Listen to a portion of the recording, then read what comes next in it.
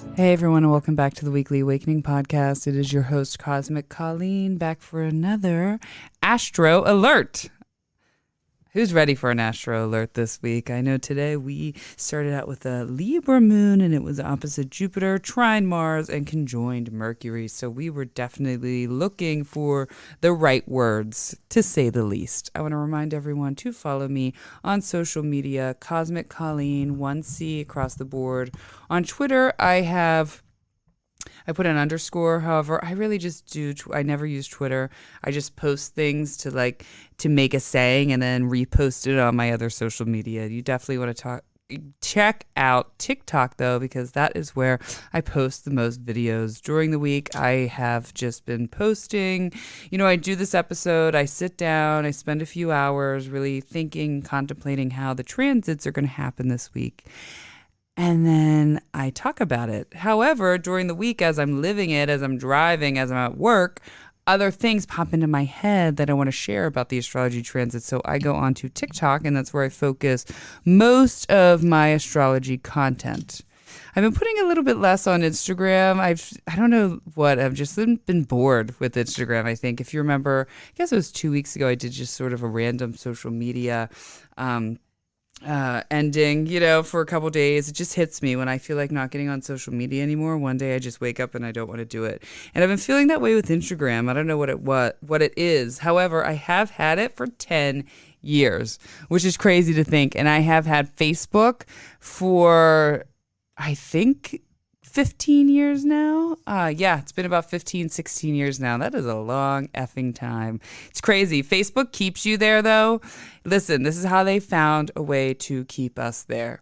We upload things, and especially videos. We can screenshot the pictures. However, videos, I don't know when they stop, but I noticed a few years ago, you cannot save the video from Facebook onto your phone or computer. If I'm wrong, if there's another way, let me know. On the stories, it lets you, which I was very happy about, it lets you save stories when it shows you like stories you had posted in memories. It lets you save those, but actual videos, it will not let you save. Plus, I like seeing the memories. I'm like, that is why I now have Facebook. And I think that's why us millennials plus older still have Facebook. But anyways, I went off that whole social media spiel. I guess that's Mercury and the Moon and Libra over talking about my decisions. That's what they do. Anyway, what did today feel like? Well, as I told you guys, my kids started their first day back to school, and everything went very, very well with the first day back to school in Libra.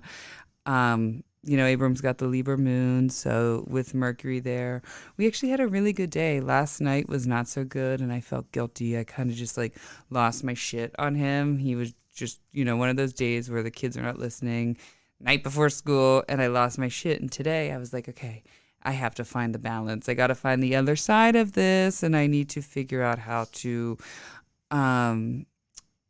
practice total compassion with these two little boys who are extremely active. So I went the whole other side with this Libra moon today, and I figured out how to correct it, or at least put the pendulum on the other side of last night, and have a good night where we talk things through.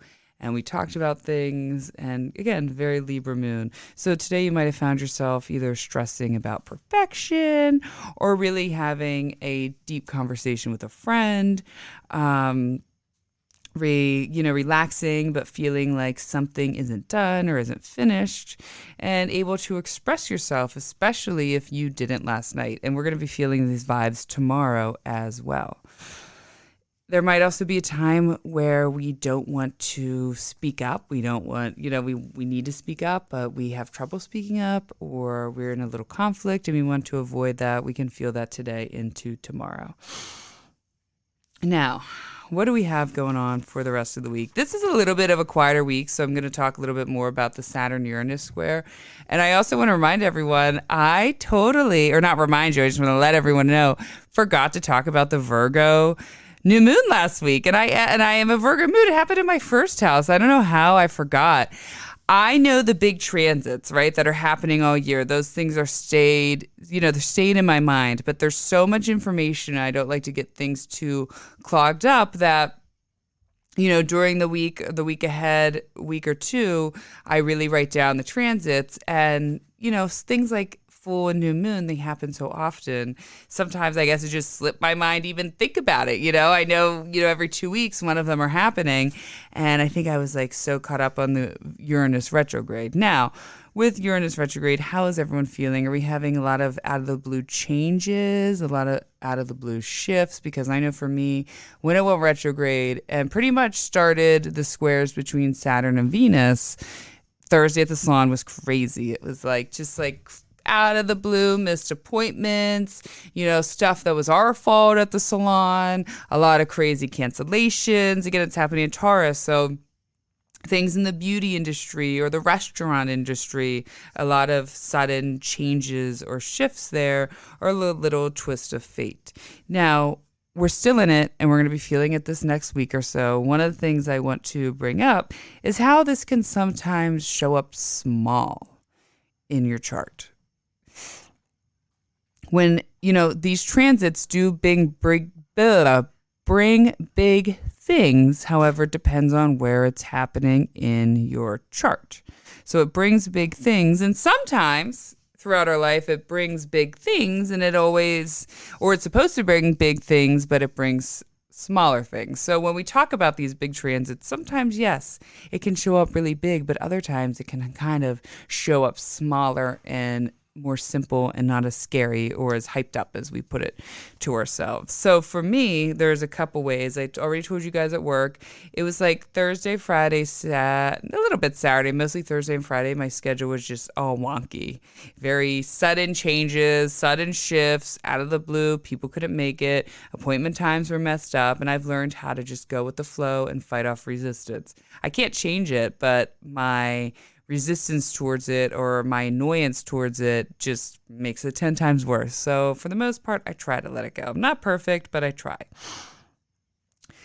Now, on Saturday after work, I had plans to go out with my man, the Capricorn moon, and some friends of his that he met through working for them. And we were excited, going out, everything. And then all of a sudden, 20 minutes before we left, they had an emergency with their child and they had to cancel. And I was like, wow, again, out of the blue, Uranus retrograde, we in Taurus, we had plans, squaring Venus, we had these plans, getting ready to go out. And then boom, 20 minutes before the plans, they had a sudden emergency and could not come out. I hope everything turned out okay. And I'm so happy for that.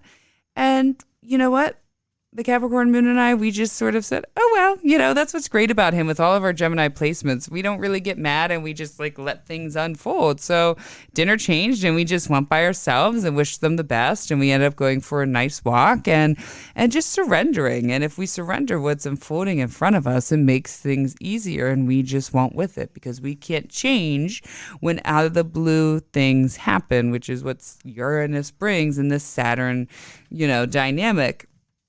When it brings those canceled out of the blue changes or shifts, even if it's just our evening, right? We learn to master the patience in the small, and that's how we learn to have the patience in the big. So we mastered the patience of just being like, oh, well, glad it's okay. We weren't even disappointed. Yes, we wanted to be with them, but we just sort of both kind of like, all right, he matches me on that level. Okay, well, we'll figure it out. What's next? And when you've learned to master that, then when something big out of the blue comes and really shifts, it's not shifting your dinner plans, but maybe it's shifting the way you live, how you drive, relationships, friendships.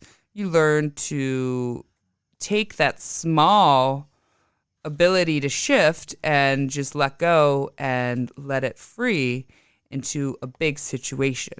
And so if we master these small changes, we master these small times when things don't go our way or we're really inconvenienced, we then are growing that same power, and then it becomes a superpower when life throws you really, really, really big curveballs, which Uranus can definitely still bring. So for me so far, it showed up pretty small. we'll see how the rest of the week into next week goes. We'll be doing this dance. I got to see exactly, but at least definitely another week and a half, possibly even 2 weeks. But we're still not even out of it then because, again, Saturn moves direct and we'll hit it again when that happens, I think, in 2023. So, anyways, last week on the moon, I wanted to also say it was a little spicy, but in like the best ways, with the Virgo energy. It's always like I can be concisive, bitch, and know exactly how to say it, but say it with this like strong, sexy power. And that's like a very full Virgo energy. And I know for me, that is how it showed up a little bit. I was a little bit spicy Friday night, Saturday night during the day. And I just like felt kind of like a bad bitch with confidence and extra spice. And I wasn't afraid to tell you how it was in a very realistic, calm, aware sort of manner, which again is Virgo vibes. Nothing too big. It's happening in mutable signs. So when we have these moons in mutable signs, anything that happens, like we could have had a fight with a friend, or you could have taken that attitude a little bit further, it won't last. It will detach very easy. You're going to get over it very easy, or the consequences won't be long, or the shifts of it won't be long because it's happening in the mutable sign. So what else do I want to talk about? We still have a lot going on. Oh yeah. So the end of the week, again, this week, I think I said the week before wasn't too much, but this week is actually quite a calm week. We really don't have a lot going on this week. I know I say that, guys, and you're like, what? No way. It keeps showing up in my life, Colleen, but this week we honestly don't have a ton going on, really, until next week when Venus moves into Virgo. At the end of the week, we have on Friday, on the 1st, Mars is going to sextile Jupiter. So we're going to have a little, and, Jupiter is in its home sign and Jupiter's retrograde. So we're going to have a little bit of a jump start to some sort of self-growth, self-awareness, some sort of lucky abundance, is going to come on really strong and really fast. We're going to be more alert, and we're going to want to start something new with a really, really, really big way. We're just going to feel like, ready, let's do it. Or it might bring up some quick shadows that we really see, but like we instantly are ready to turn it over and surrender it and learn from it. So that's going to show up. And then, which is good, on the 2nd, we have Mercury opposite Jupiter. So it's good we're getting those ducks lined up. I'm interested to see how it goes with that, because on the other side of the coin this weekend might also then lead into having a really, really big emotions, maybe if there's something that you had held in, again, very Libra, they hate confrontation, they like to avoid it, and then all of a sudden they explode, right? Because they push out their own joys, happiness, and to find peace, or things that they're not okay with to just keep the peace. So there can be a sense of something you've been holding back that you haven't wanted to say, that you hadn't wanted to release, will all of a sudden come. And Jupiter in Aries, it's going to come fast. It is going to come fast. That I can promise you. And strong. And also you might feel overwhelmed with not having balance. Maybe all of a sudden you're being pulled in so many directions and you don't know which way to go, so you become overwhelmed with that. Those are two of the ways that this is going to show up this week. I'm curious too if you guys leave a comment or a message. So I'm taking a note. Leave a comment or a message, or send me a message if you have any other stories about how that showed up, or how Uranus retrograde is showing up with the square to Saturn. Let me know, and let me know if I can share it on the show, because I'd love to do that. What else? That's really at the end of the week. And then next week, Venus moves into Virgo, where it's debilitated. It's not happy in Virgo, or I hate to say not happy because it is happy. People with Venus in Virgo, which is like Remy, you say that they have a little bit of a darker sense of happiness. However, Venus Virgo it's just not working at its highest realm. When Venus moves into the temple, into the sign of Virgo, it is now in Mercury's temple. and it acts by Mercury. But for some reason right there, whether it's because the Virgo energy just takes over and overthinks the joy of Venus, it is debilitated. It's in its fall there. It is the one of the ways it might show up being in its fall is through tending to prioritize work over pleasure. Maybe that's really what you see this weekend with Libra, how you can create balance as you realize that you're putting so much work in and not a lot of pleasure. Or on the other coin, you're too much pleasure and not enough work, not enough joy. You're not doing all those things. So, we had a summer of fun and pleasure, and now it's time to work.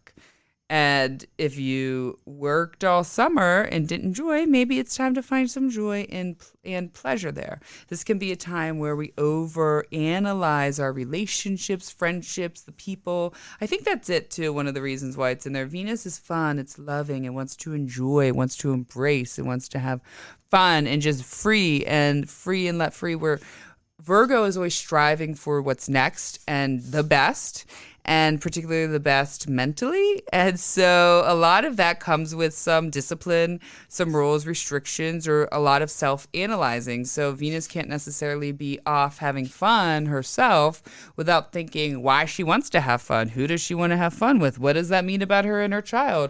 Is she really showing emotions? Were they showing emotions? What kind of body language should they use? Trust me, with the Virgo rising and the Virgo moon, that is me, and that's very Virgo, so it's too analytical. Venus can't be free there. It's saying, let me go, let me be free. It is all over the place. So I'll talk a little bit more next week. I'll probably drop next week's episode Tuesday or Wednesday. I'm going camping, taking the kids camping. I got a cabin. They said they wanted to go camping. I got a cabin, of course. I'm not good at setting up all those tent things, even though I grew up in the woods. I'm not good at that. So that's really all I have for this week, guys. Not a ton. Oh, I know how I want to finish this episode, though. So I got Liz Green's book, Saturn, A New Look at an Old Devil. I have learned to love Saturn, to appreciate Saturn, to understand Saturn, but I want to understand it at a more depth level. And the other ways that Saturn is connected to us besides death and karma, right? Because that makes Saturn sound so scary. And part of Saturn is very scary, but a lot of part of it isn't. There's a huge part of rewards and blessings. So I want to share. I'm really at the beginning, but already things are grabbing me, and I just want to share this with you guys. The frustrating experiences which are connected with Saturn are obviously necessary as they are educational and in a practical as well as a psychological sense. Whether we use psychological or esoteric terminology, the basic fact remains the same. Human beings do not earn free will except through self-discovery. And they do not attempt self-discovery until things become so painful that they have no other choice. Although few astrologers would consider Saturn a very close, cheerful bedfellow, the necessary actions of Saturnine experience is grudgingly recognized. That there can be joy in this kind of experience is usually not so easily recognized. Anyone who enjoys his pain is considered to be a misogynist. Masochist, sorry. What? M-A-S? Yeah, masochist. However, it is not enjoyment of pain which Saturn fosters, but rather the excitement of psychological freedom. This is not often recognized because not many people have experienced it. So, this is what I'm always trying to tell you about Saturn. We have to get through that pain. We have to sit there and do different things each time. We have to sit and somehow find the blessings and the beauty in the pain. And then comes the real freedom. Like it's saying, psychological freedom. So Saturn's karma is here, right? We can gain our free will. We can change our will that we come in here with, our karma, our family's karma, but only through self-discovery, which Saturn brings through the lessons of people, situations, places, things. If you want to know how that's playing out in your chart, you definitely want to go to where Saturn is, as well as Capricorn and Aquarius. So I'm going to read a little bit more tonight and then go to sleep. I hope everyone has a fabulous week. Thank you again for tuning in. Don't forget to leave a comment or an email about how any of these transits are showing up. and maybe I can share them on the show. Love you all. Goodbye.